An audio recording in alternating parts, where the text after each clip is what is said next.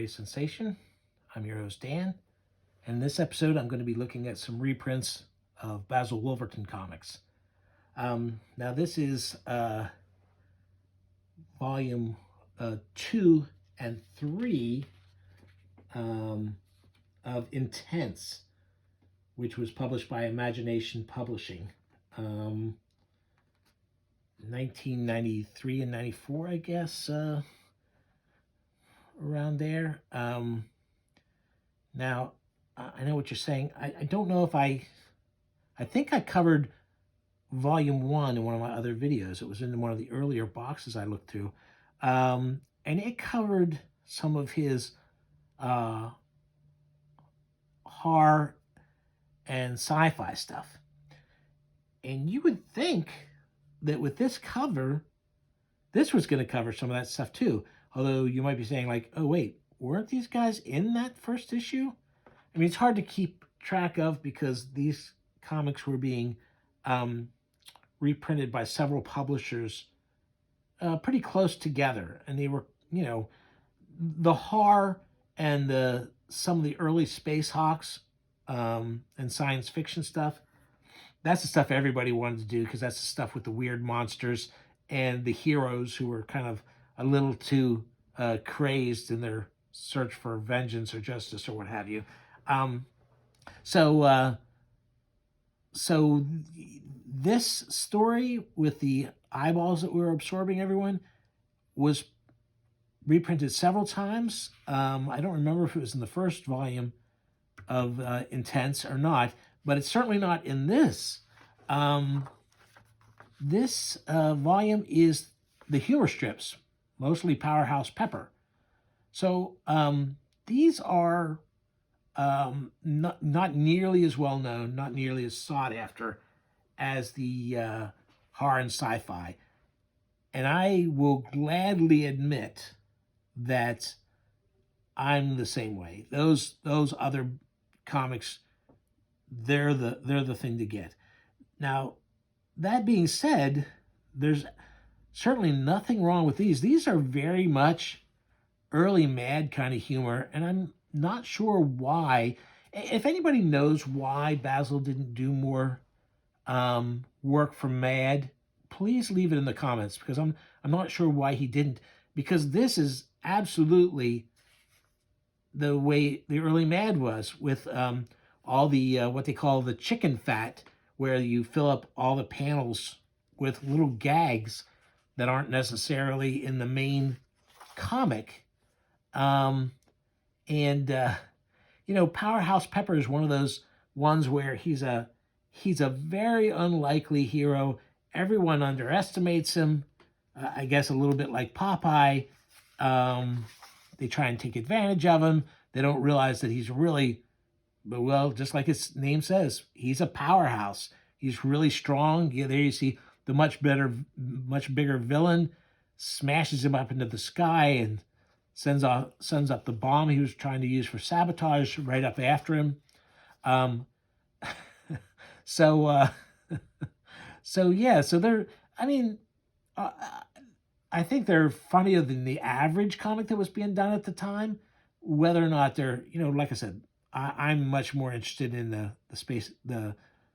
sci-fi and horror stuff. Now here's another one of his humorous characters, Supersonic Sammy. And these are a little bit more fun because they have, like, these guys here, they're actually pretty close to some of the villains in the Space Hawk, some of these aliens in here.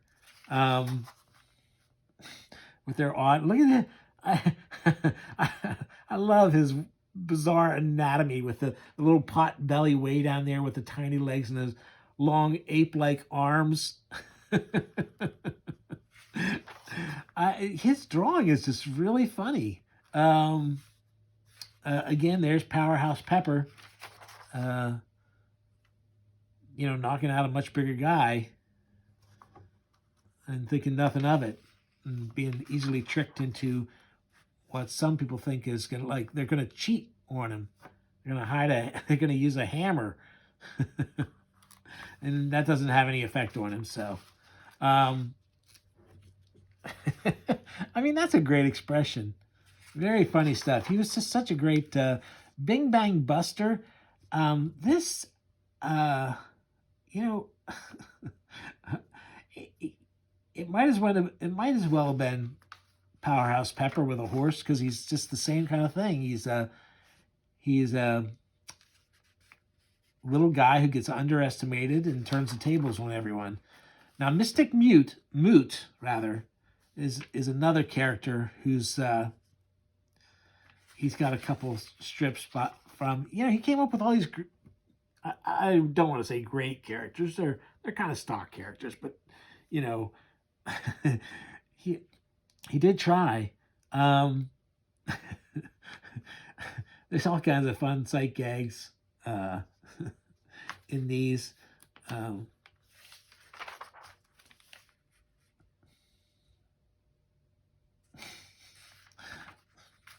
Mystic Moot, the Powerhouse Pepper, and number two is at least on this one, it's Powerhouse Pepper on the cover.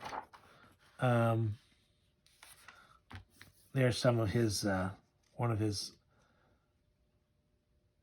pages where he just does the weird faces everywhere.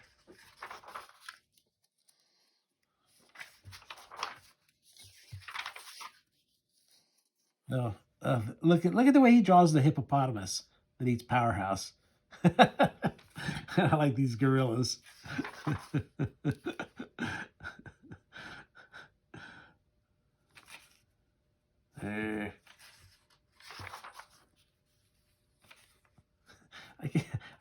These are just strong guys in gorilla suits, though. Look, he says, "Stop that! It's ungentlemanly." What's that? I didn't say anything. Being a gorilla, I naturally can't talk.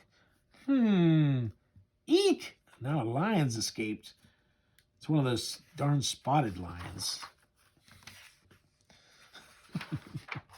This is a long story. There's Powerhouse, and that's another one of his great animals. Crazy cows. Has to stop some cattle rustlers. All in good fun. Their Powerhouse gets an octopus to help him capture some Nazis. Now, the interesting thing on the back is they're advertising Basil Wolverton's that how they were converting comics that weren't originally printed in 3D into 3D for a while during the 3D comic craze. Many of you might not remember that, but that was a thing for a while. I did not get those. I might have seen them and passed on them because I wasn't really, I didn't really, the 3D didn't seem to really work that well for me, and so I wasn't that interested. I didn't want to pay the money for it and all that. I'd rather just have them reprint the comics. So anyway, that's 2 and 3. Like I said, Volume 1's the one to get. It's horror and sci-fi stuff. But these are funny. These are very funny. Why not get them? And I also just mentioned, because I'm not going to give it a video of its own, but Dark Horse at one point was reprinting Herbie, the Fat Fury, which was a funny comic. This is John Byrne, who got famous for drawing like the X-Men and the Fantastic Four, and I guess he did Superman. He did all kinds of mainstream comics that I wasn't reading at the time. But he does an update. He does a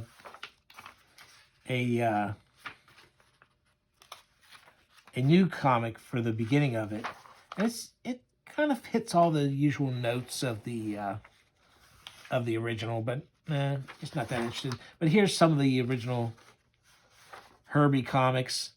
And the thing about Herbie is he's got magic lollipops that can pretty much give him any superpower he needs at any particular time.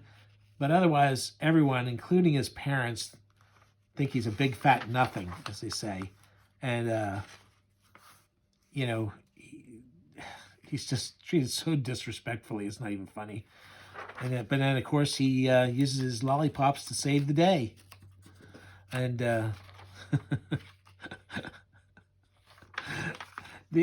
artwork is really, it's at once very much like generic artwork of the comics of the 50s and 60s. And at the same time, the action, the cartooning is actually much better than the average. So this is maybe not the best example of a Herbie comic.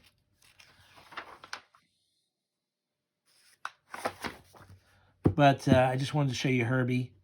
This is the Dark Horse #1. Some of you might like John Byrne and want to get it because of that. But if you see any Herbie comics, I recommend them. They're funny and well worth tracking down.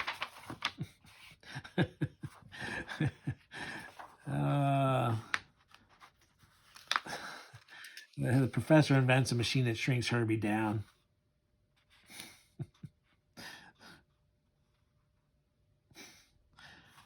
I'm not sure. I guess that turtle's wearing a turtleneck sweater. I guess that's what the gag is.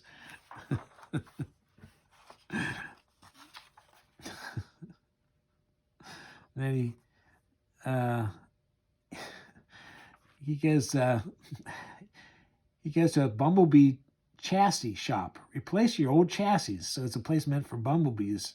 And he goes in and grabs a bumblebee chassis for himself to save his dad from a spider. Oh my goodness, we do have fun, don't we? Anyway, there you go, folks. Have a good one.